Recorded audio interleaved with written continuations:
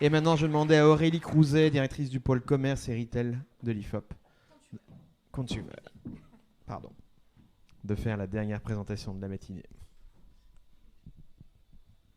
Bonjour à tous. Donc, moi, je vais vous expliquer, grâce à une étude exclusive qui a été réalisée auprès de 2000 Français, on va vous expliquer en quoi, finalement, les décrochés,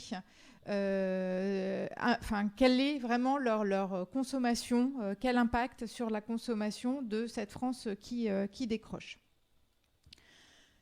Donc tout d'abord, on a essayé de calibrer le taux de classe moyenne. Donc tout à l'heure, Rémi parlait de 58% qui se déclaraient eux-mêmes de la classe moyenne. Donc nous, on a fait cette segmentation, mais sur la base de l'INSEE. Et on a pris aussi en compte le revenu déclaré ainsi que la taille du foyer pour déterminer cette classe moyenne. Et nous obtenons exactement le même chiffre à hauteur de 58%. Donc après, nous avons regardé sur cette classe moyenne, puisque c'est ça qui nous intéresse, quel est le critère le plus discriminant pour finalement calibrer ces décrochés, puisque toute la présentation va être axée sur ces décrochés de cette classe moyenne. Et nous avons comme critère le plus segmentant, le plus discriminant, c'est la capacité à terminer le mois. Donc on voit qu'au sein de cette population française, nous avons 17% des Français qui déclarent avoir vraiment du mal, des difficultés à terminer le mois. Donc c'est un chiffre qui représente quand même 9 millions de Français, donc c'est vraiment énorme. Donc comment ça se matérialise du coup ces décrochés. Donc pourquoi ils ont du mal à terminer le mois et quels impacts finalement sur leur consommation.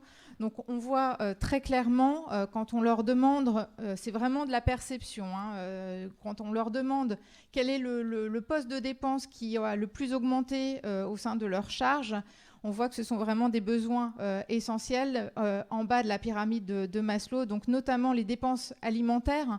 82% déclarent que ces postes de dépenses ont le plus augmenté, avec le logement donc à hauteur de 76%.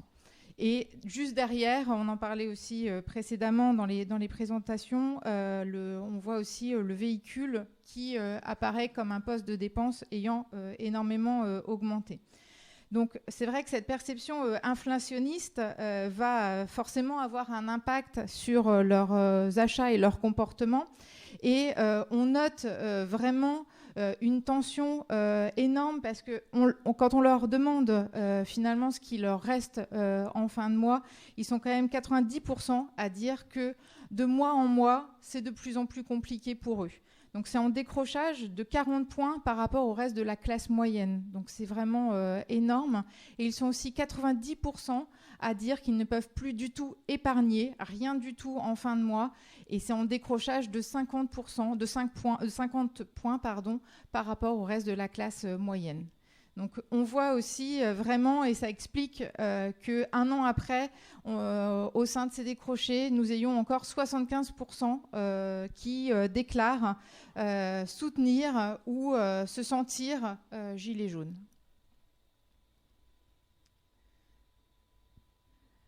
Donc dans ce contexte plus que contraint, vous l'aurez compris, il s'engage vraiment une économie de la débrouille extrêmement forte, et ça devient presque un travail à plein temps. Donc leur leitmotiv maintenant, ça va être vraiment d'essayer de garder la même qualité de produit acheté, mais de le trouver à un meilleur prix, parce qu'ils sont vraiment attentifs à garder la même qualité de leurs produits. Donc c'est vraiment le fameux critère du rapport qualité-prix qui va rentrer en ligne de compte. Donc c'est vraiment un travail à plein temps. Pourquoi ? Alors déjà, ils vont privilégier les MDD aux marques nationales, mais aussi au premier prix. Ils ne sont pas encore prêts à vraiment acheter tout en premier prix. C'est vraiment les MDD qui vont être les plus fortes. Et puis en parallèle, ils vont vraiment s'attarder à faire une vraie quête de la recherche de la meilleure affaire. Donc ça passe vraiment par plein de stratégies différentes. C'est des recherches de promotion. On va vraiment profiter aussi de tout ce qui est déstockage de dates courtes. On va chercher des bons de réduction. On va vraiment se surinvestir dans tout ce qui est programme de fidélité pour trouver aussi les meilleures offres. Et on va aussi éplucher, mais vraiment éplucher tout ce qui est prospectus. Donc, c'est vraiment pas la fin des prospectus, bien au contraire, puisque à partir de ça, ils vont faire leur liste de courses. Donc, ce qui va aussi avoir comme impact un morcellement des achats, puisqu'on va multiplier le nombre de points de vente pour trouver la meilleure offre. Donc, on ne va pas hésiter effectivement à bouger pour trouver le meilleur prix. Et toujours s'offrir ces marques nationales dont ils rêvent tant. Ils vont aussi quand même surfréquenter les EDMP parce que ça leur permet quand même de trouver de meilleurs prix. Et quoi qu'il arrive aussi, parce qu'ils vont quand même être obligés d'être là-dedans, ils vont être obligés sur certaines catégories de limiter la quantité achetée. Et typiquement, on a un bon exemple par rapport aux restaurants notamment. Donc ils vont limiter énormément les sorties, mais par contre, effectivement, ils vont essayer de garder quelques sorties en fast-food et en cafétéria. Pour leurs enfants notamment. Alors justement, on va regarder maintenant les arbitrages qui sont faits donc, au sein des différentes catégories de produits. Donc 100% nous disent être amenés à faire des arbitrages. Donc ce n'est pas quelques-uns, c'est 100%. Donc sur quoi justement réalisent-ils des arbitrages? Donc là, on va vous présenter un petit mapping. Plus vous allez être sur la gauche et plus ce sont des arbitrages qui ont déjà été faits et plus vous allez être vers le haut. Et là, c'est vraiment en tout cas des catégories de produits où on a encore un peu de chasse gardée. Donc, on remarque donc en bas à gauche les postes sacrifiés et en haut à droite, vous avez ce qu'on appelle les postes sanctuarisés. Donc, on voit déjà dans un premier lieu que ce qui va être vraiment sacrifié en tout premier lieu, c'est ce qui touche l'individu en tant que tel. Donc, on a les loisirs personnels par opposition, par exemple, aux loisirs pour les enfants. On a le même type de remarques sur les vêtements, donc les vêtements personnels et les vêtements pour enfants. Ça signifie quoi? Ça signifie on garde quand même une certaine dignité. La dignité, ça passe aussi surtout par les enfants et on ne veut surtout pas couper ces postes pour nos enfants. On veut quand même conserver ces postes et leur faire plaisir dans la mesure du possible. Je ne vous ai pas dit, mais plus les bulles sont grosses et plus cela signifie que les arbitrages sont importants par rapport au reste de la classe moyenne. Donc ça veut dire que dans les loisirs personnels, la bulle est extrêmement grosse. Ça signifie que c'est bien plus sacrifié que le reste de la classe moyenne. Et typiquement, on en parlait tout à l'heure avec Jérôme, les vacances, c'est vraiment un poste qui est extrêmement sacrifié parce que c'est vraiment trop cher, ça devient vraiment trop cher, inaccessible pour eux. Et après, on a aussi d'autres types de dépenses telles que la décoration maison et la cosmétique aussi, qui sont des postes qui sont sacrifiés par ces décrochés. Et d'autres dépenses, santé, par exemple, chauffage, électricité, qui en tout cas doivent rester comme sanctuarisées pour ces décrochés, pour permettre de vivre tout simplement. Donc les prochains sur la liste, les prochaines catégories de produits qui peuvent effectivement être impactés, c'est quoi? C'est les abonnements multimédia, les véhicules, le tabac et les produits d'entretien. Donc on voit notamment à travers les abonnements et tout ce qui touche aux dépenses véhicules que ça peut conduire finalement, si ça arrive, à être supprimé, à être arbitré. Ça peut conduire à un isolement de cette population des décrochés. Et enfin, L'alimentation, donc l'alimentation, c'est vraiment un poste qui est nécessaire, récurrent, mais qui est particulièrement tiraillé. On va voir tout à l'heure, justement, dans cette partie alimentation, que certaines catégories sont déjà sacrifiées pour pouvoir se permettre de se payer d'autres catégories.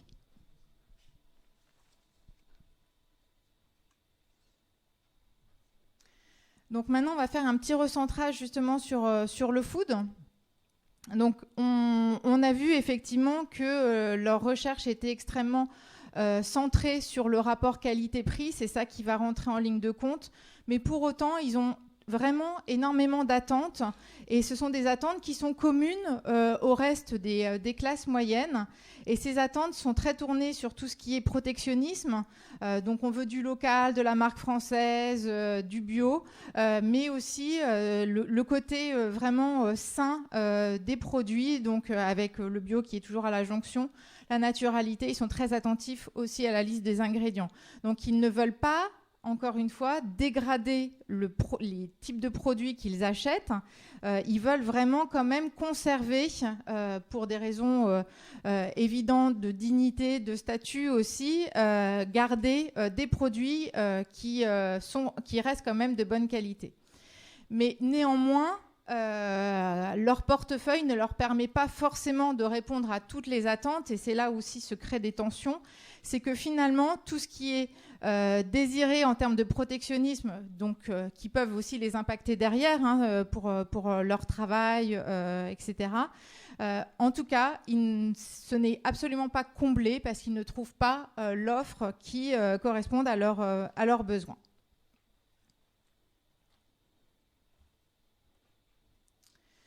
Un petit recentrage aussi, c'est le même mapping que tout à l'heure, mais projeté sur les catégories de produits.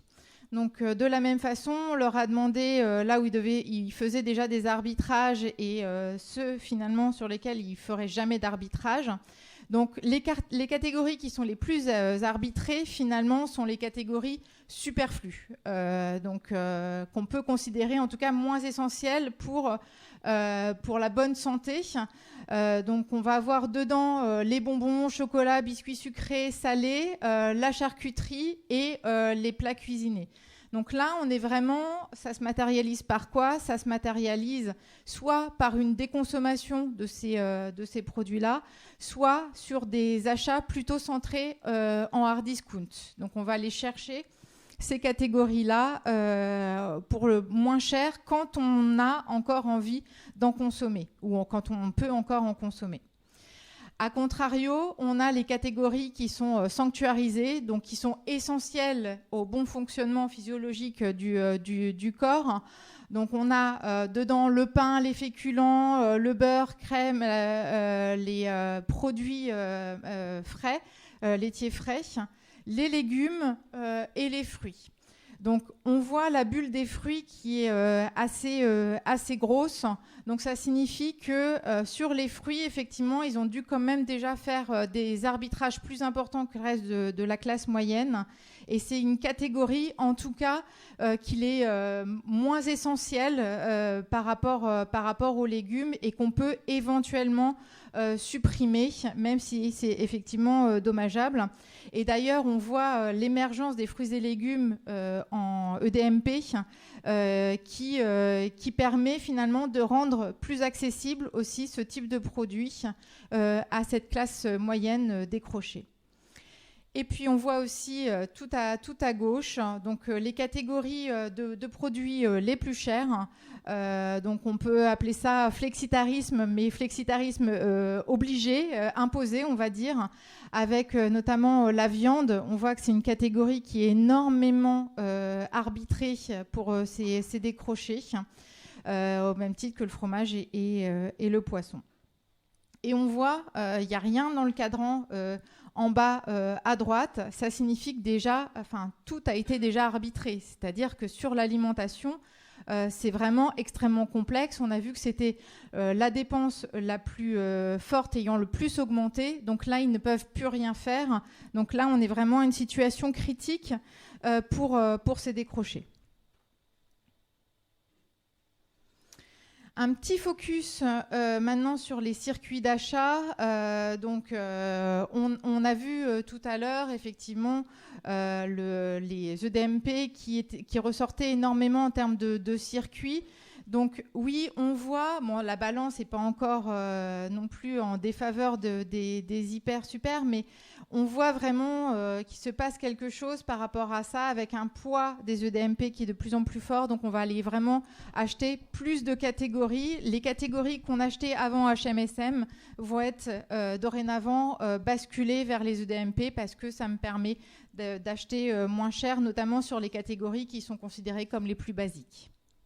Je préciserai quand même, parce que même si je crois qu'il y a beaucoup de professionnels, je suis sûr dans la salle, EDMP, c'est établissement à dominante marque propre. C'est juste parce que Lidl ne voulait plus être appelé hard discounter.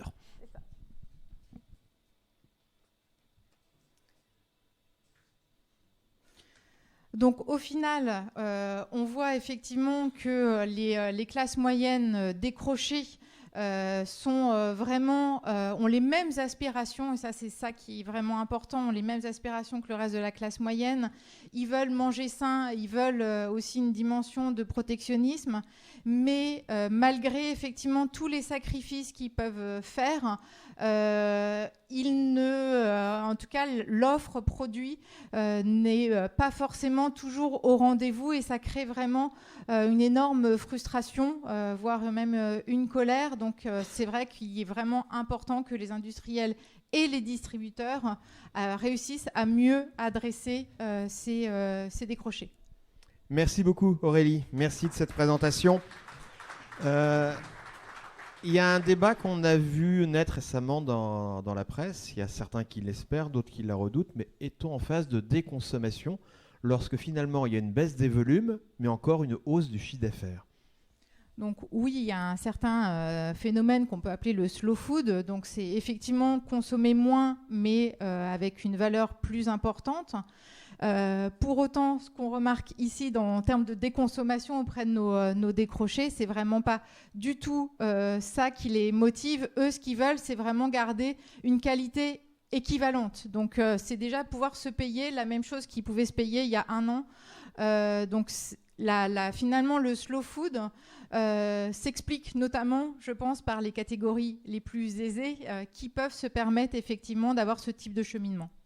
Alors actuellement, il y a tout un débat encore, je dirais que c'est éternel, sur les promotions. La loi alimentation a plafonné les promotions à 34% pour éviter les émeutes du Nutella notamment.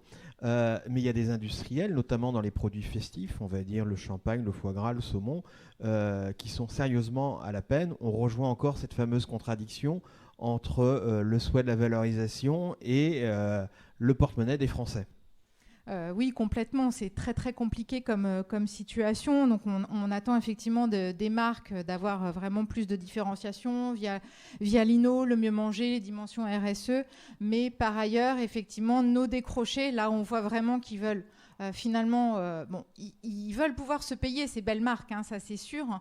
Donc ils vont aussi, je pense, surinvestir tout ce qui est programme de fidélité. Et là, les distributeurs ont un vrai rôle à jouer par rapport à ça. C'est leur permettre finalement de pouvoir accéder à ces offres les plus valorisées pour leur permettre effectivement de garder toujours ce statut. Donc là, l'importance, effectivement, c'est de réussir à trouver des petites astuces pour se permettre de pouvoir acheter ce type de marque qui sont vraiment importantes et identitaires pour ces décrochés. Alors j'ai envie de dire qu'il existe autant de définitions de la crise économique qu'il y a d'économistes, il y en a beaucoup, mais finalement la définition de la crise économique, n'est-ce pas tout simplement lorsqu'on touche aux produits sanctuarisés ? Oui, mais là il y a quand même déjà pas mal de signes qui montrent qu'effectivement c'est potentiellement une crise qui arrive. Le vent de révolte est fort, on l'a vu, ils sont encore 75% à soutenir ces gilets jaunes, donc c'est pas fini. Ils représentent quand même 9 millions de personnes, donc c'est loin d'être négligeable. Et si effectivement ils sont amenés à toucher ces postes sanctuarisés, effectivement on pourra peut-être les considérer ensuite comme des déclassés.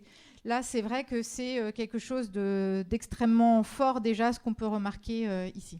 Je rappelle souvent quand, lors des fortes crises en Espagne et en Grèce, le marché du jouet, donc pour les enfants, avait fortement décroché et il était entre moins 10 et moins 15. C'est vraiment, on touche aux jouets des enfants, vraiment lorsqu'on n'a plus rien à dépenser. Merci en tout cas de cette présentation. Vous allez rester avec moi et on peut l'applaudir, oui.